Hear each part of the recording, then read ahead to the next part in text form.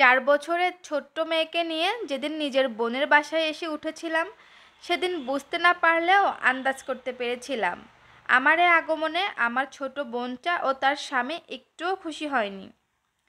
কিন্তু আমি যে নিরুপায় ছিলাম, না ছিল বাবা মা, না ছিল বড় কোনো ভাই, দুই কোলে থাকার জন্য শুধু ছিল মাত্র ছোট বোনটা। তাই এক প্রকার বাধ্য হয়েই বোনের বাড়িতে ঠাঁই নিতে হলো আমার। ছোট বোনটার বাসায় এসেছি প্রায় 1 সপ্তাহ হলো। খেয়াল করে দেখলাম বোনটা আমার আর আগের মতো আপু আপু বলে ডাকে না, আগের মতো নরম সুরে কথা বলে না। বাড়ির কাজগুলো থেকে সে নিজেকে সরিয়ে নিয়েছে। বুঝতে পারলাম যে আমার আপন বোন হলেও আমার এভাবে আসাতে সে মোটেও খুশি নয়। কিন্তু কি করব, আমি তো সব কিছু বুঝতে পারলেও আমার কিছুই করার নাই। চুপচাপ আমি ঘরের কাজ করে নিতাম, মেয়েটাকে নিয়ে ঘরের একটা কোণে পড়ে থাকতাম। কারণ আমার যে আর যাওয়ার জায়গা নাই, এই ছোট্ট বাচ্চাটাকে নিয়ে আমি কোথায় যাব। তাই মুখ বুজে বোনের বাড়িতে পড়ে রইলাম।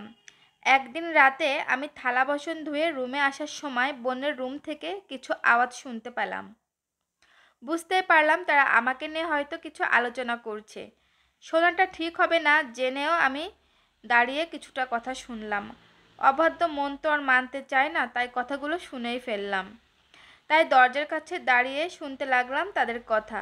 আমার বোনের স্বামী বলে উঠল, উর্মি, তোমার বোন এ বাড়ি থেকে কবে যাবে বলো তো?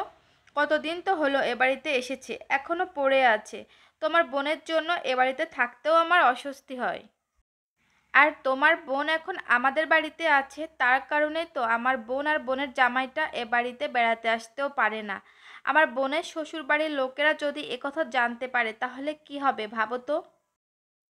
একথা একবার ভেবে দেখেছো? তখন আমার বোন বলে উঠল, আহ তুমি একটু আস্তে বলো, আপু শুনতে পাবে। আর আমারও কি এসব ভালো লাগে নাকি? কোথাও বের হতে হলে, কিছু করতে হলে তাকে কৈফিয়ত দিতে হয়। তার উপর আবার আমার সব জামা কাপড় জিনিসপত্র তাকে ভাগ দিতে হয় তার ব্যবহারের জন্য। তারপর আমার বোনের স্বামী আবারও বলে উঠল, যত সব উটকো ঝামেলা। স্বামী মরেছে তাই বলে কি বোনের বাড়ি এসে উঠবে? শ্বশুর বাড়ির কারোর গলায় ঝুলে পারলে তো পারতো। আমাদের আশেপাশের মানুষ জানলে সিসি করবে। তুমি তোমার বোনকে বলো যত তাড়াতাড়ি সম্ভব নিজের ব্যবস্থা করতে। এরপর আমার বোন আবারও বলে উঠল, এভাবে ধুম করে মুখের উপর চলে যেতে বলা যায় নাকি? কেউ জানলে তো আমাদেরই দোষ দিবে, তাই না? না পারছি গিলতে আর না পারছি সহ্য করতে। ধুর, যত সব ঝামেলা আমার কাঁধে এসে জুটে।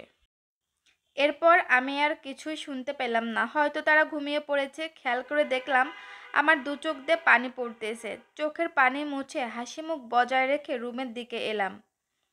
রুমে এসে দেখে আমার মেয়ে বিছানার উপরে খেলতেছে। আমাকে দেখে সে আমাকে প্রশ্ন করলো, আম্মু কখন আমরা বাসায় যাব? আব্বু কখন আমাদেরকে নিতে আসবে? আমার আর খালামণিদের বাসায় থাকতে ভালো লাগে না। মেয়ের কথা শুনে অনেক চেষ্টা করেও চোখের পানি আটকাতে পারলাম না।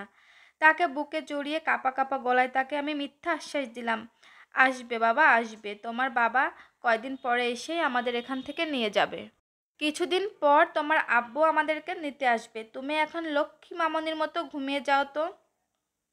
মেয়েটা আমার এক বুক আশা নিয়ে চুপচাপ ঘুমিয়ে পড়ল। আমি ওর মাথায় হাত বোলাতে লাগলাম। তবে আমার চোখে পানি এখনো পড়তেছে। আমার স্বামী 1 মাস আগে রোড অ্যাক্সিডেন্টে মারা যায়। আমার স্বামী মারা যাওয়ার আগে আমাদের সব কিছু মিলিয়ে সংসার খুব সুন্দর চলছিল। তার আপন বলতে ছিল তার মা, তার বড় একটা ভাই আর ছোট বোন। আমাদের বিয়ের কয়েক মাস পর আমার শাশুড়ি দুনিয়ার মায়া ত্যাগ করে চলে যান। তারপরেও আমার সংসার ভালোই চলছিল, মোটামুটি সচ্ছল ছিলাম। স্বামী সন্তান নিয়ে খুব ভালোই দিন কাটতেছিল। তখন আমার আত্মীয় স্বজনের অভাব ছিল না। কিন্তু আমার স্বামীর মৃত্যুর পর আর কেউ আমাদের আশেপাশে এসে দাঁড়ায়নি। এমনকি তার ভাই বোনও না। এখন হাড়ে হাড়ে টের পাচ্ছি শুধু তারা নামমাত্রই আত্মীয় ছিল। আমার স্বামী যখন বেঁচে ছিল তখন সপ্তাহে 2-3 বার আমার বোনটা আমাকে ফোন করতো। তাদের বাসায় বেড়াতে আসলে আমাদের আপ্যায়ন করতো অনেক। কোনো কিছুতেই কমতি ছিল না। হঠাৎ করে আজকে দুপুরে গোসল করে বের হতে না হতে শুনতে পেলাম আমার ছোট বোনটা জোরে কাউকে ধমকাচ্ছে। আমি বাথরুম থেকে দ্রুত বের হয়ে দেখলাম আমার ছোট বোনটা আমার ছোট্ট মেয়েটাকে ধমকাচ্ছে। আমার বোন আমার ছোট্ট মাসুম মেয়েটাকে জোরে জোরে বলতে লাগলো, এই তুই ফ্রিজ থেকে কাকে জিজ্ঞাসা করে কেক নিয়েছিস? এটা আমার স্বামী এনে রেখেছে খাবে বলে, আর তুই এটা খেয়ে নিচ্ছিস। আজকে তোকে ছেড়ে দিলাম, কিন্তু আর একদিন যদি এরকম করিস তাহলে তোকে ছাড়বো না, পিটিয়ে তোর পিঠের চামড়া তুলে নেব। যত সব। এসব বলে আমার ছোট বাচ্চাটার হাত থেকে কেকের টুকরাটা নিয়ে ডাস্টবিনে ফেলে দিল। উর্মি চাইলেই আমার বাচ্চাটাকে কেকটা দিতেই পারতো। আমি সামনে আর এগিয়ে গেলাম না, ঠায় দরজার সামনে দাঁড়িয়ে রইলাম এক পলকে। এখন প্রায় 4টা বাজে আর আমি আমার সব জিনিসপত্র গুছিয়ে নিলাম। যাই হোক, যে বাড়িতে আমার ছোট্ট এই মেয়েটাকে এক টুকরো কেক খাওয়ার জন্য এত কথা শুনতে হয়, সে বাড়িতে আমি আর থাকবো না। দায় পড়লে মানুষের বাসায় কাজ করে খাবো, তাও অন্যের উপর নির্ভরশীল হব না। আচ্ছা, টাকায় কি সব? টাকা ছাড়া কি মানুষের সাথে সম্পর্ক রাখা যায় না? টাকা ছাড়া যে মানুষের কোনো মূল্য নেই, আমার স্বামীর মৃত্যু সেটা আমাকে চোখে আঙুল দিয়ে বুঝিয়ে দিল। আমার ছোট বোন ও তার স্বামী চাইলেই আমাদেরকে সাহায্য করতে পারতো, কারণ তাদের সে সামর্থ্য আছে, কিন্তু তারা তা করলো না। ওর স্বামীর কথা নাই বাদই দিলাম, কিন্তু ও তো আমার মায়ের পেটের বোন। ও চাইলেই আমাদেরকে ওর স্বামীকে বুঝিয়ে ওদের বাসায় থাকতে দিতে পারতো, কিন্তু সে সেটা চাইলই না।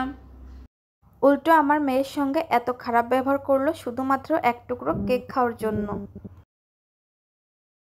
ঠিক আছে, তোমরা তোমাদের টাকা নিয়েই থাকো, একদিন আল্লাহ আমাদেরকে সুখ দিবে। এই বলে ছোট্ট মেয়েটাকে নিয়ে বেরিয়ে পড়লাম। এটা ছিল একটি আপুর জীবন কাহিনী। সবাই ভালো থাকবেন।